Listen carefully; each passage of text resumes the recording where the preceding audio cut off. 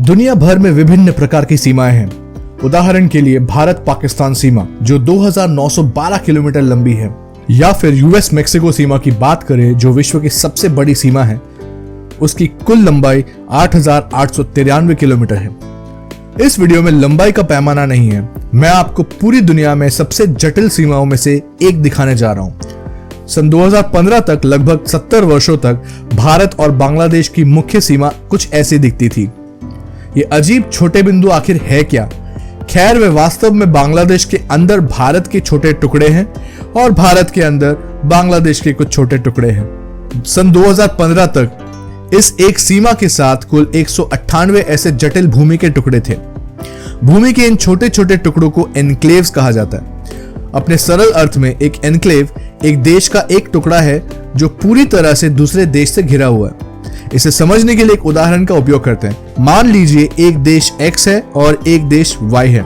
अगर देश X का एक छोटा सा टुकड़ा देश Y के अंदर समा जाए तो इन्हें हम एन्क्लेव्स कहते हैं। सन 2000 के आसपास दुनिया भर में 256 ऐसे एन्क्लेव थे, जिनमें से 198 बांग्लादेश और भारत द्वारा साझा किए गए थे। एक एन्क्लेव वैसे तो वास्तव में काफी सामान्य और समझने में सरल होते हैं, हालांकि भारत और बांग्लादेश के मामले में चीजें इतनी आसान नहीं थी। भारत के बांग्लादेश में 106 एन्क्लेव्स थे और बांग्लादेश के भारत में 92 एन्क्लेव्स थे। ये अपने आप में ही काफी जटिल प्रतीत होता है, लेकिन ये सिर्फ एक टिप ऑफ द आइसबर्ग ही है। आगे देखिए इस वीडियो में हम और किन किन बातों को उजागर करते हैं। एक एन्क्लेव के अंदर और भी दूसरा एन्क्लेव मौजूद हो सकता है, जिसे हम सेकेंड ऑर्डर एन्क्लेव कहते हैं। इनमें से किसी एक को समझना काफी आसान है, लेकिन भारत और बांग्लादेश के पास सिर्फ एक सेकेंड ऑर्डर एन्क्लेव नहीं था, उनके पास दर्जनों थे। कुल बांग्लादेश के 106 एन्क्लेव्स में से 20 बांग्लादेशी सेकेंड ऑर्डर एन्क्लेव्स थे, और वैसे ही भारत के 92 एन्क्लेव्स में से कुल 3 ऐसे एन्क्लेव्स थे जो सेकेंड ऑर्डर एन्क्लेव्स थे। और फिर इन मामलों को और जटिल बनाने के लिए कुछ और भी मौजूद था, जो कि है थर्ड ऑर्डर एन्क्लेव। आप आपके स्क्रीन पे जो देख रहे हैं वह दुनिया में मौजूद एकमात्र थर्ड ऑर्डर एन्क्लेव है। ये बांग्लादेश में भारत का एक छोटा सा हिस्सा है जो भारत के अंदर है, जो आगे जाके फिर से बांग्लादेश के अंदर है। तो यदि आप इस जगह से अपनी यात्रा शुरू करते हैं और एक सीधी रेखा में चलते हैं, तो आप पहले भारत में अपनी यात्रा शुरू करेंगे, फिर बांग्लादेश में कदम रखेंगे, फिर भारत, फिर बांग्लादेश, फिर भारत, फिर बांग्लादेश, फिर भारत, और अंत में वापस बांग्लादेश पहुंचेंगे। और ये पूरी लाइन महज 100 मीटर ही लंबी है। लेकिन प्रश्न ये उठता है कि हम ऐसी जटिल परिस्थिति में आखिर पहुंचे कैसे? ये उस समय की बात है जब कूच बिहार के राजा और मुगल शासकों ने एक संधि पर हस्ताक्षर किया था। ये एक शांति संधि थी जिसमें दोनों शासकों ने कर वसूल करने के साधारण उद्देश्य के लिए अन्य शासकों के क्षेत्रों में अपनी जमीन के टुकड़े रखने का फैसला किया था। लेकिन इस दौरान भी इन जमीनों को किसी नक्शे पर औपचारिक रूप में नहीं खींचा गया था, और ये सिलसिला 1947 तक चलता रहा। ये अंग्रेज ही थे जिन्होंने इन चीजों को और जटिल बना दिया। जब विभाजन हुआ तब अंग्रेजों ने वह रेखाएं खींची जो पहले इन एन्क्लेव्स को अन्य राष्ट्रों का हिस्सा बनाती थी। परिणाम स्वरूप सन 1947 में अंग्रेजों द्वारा इन एन्क्लेव्स को इंटरनेशनल स्टेटस प्रदान कर दिया गया।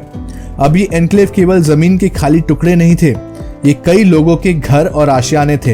इन एन्क्लेव्स में 550 से अधिक लोग रहते थे, और यहाँ रहना इतना आसान नहीं था। वह कई सारी बुनियादी सेवाओं का आनंद तक नहीं उठा सकते थे, स्कूलों तक नहीं पहुंच सकते थे, जमीन का स्वामित्व या बिक्री तक नहीं कर सकते थे, चिकित्सा देखभाल तक प्राप्त नहीं कर सकते थे, और आवश्यकता पड़ने पर पुलिस द्वारा भी मदद प्राप्त नहीं की जा सकती थी। वे अपने देश से पूरी तरह कट ऑफ हो चुके थे और मेजबान देश की दया पर ही निर्भर करते थे।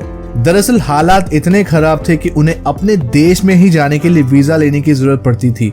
विडंबना ये थी कि उन्हें अपने होम कंट्री में स्थित दूतावास में जाकर ही वीजा मिल सकता था। इसे हम एक विडंबना ना बोले तो और क्या बोले।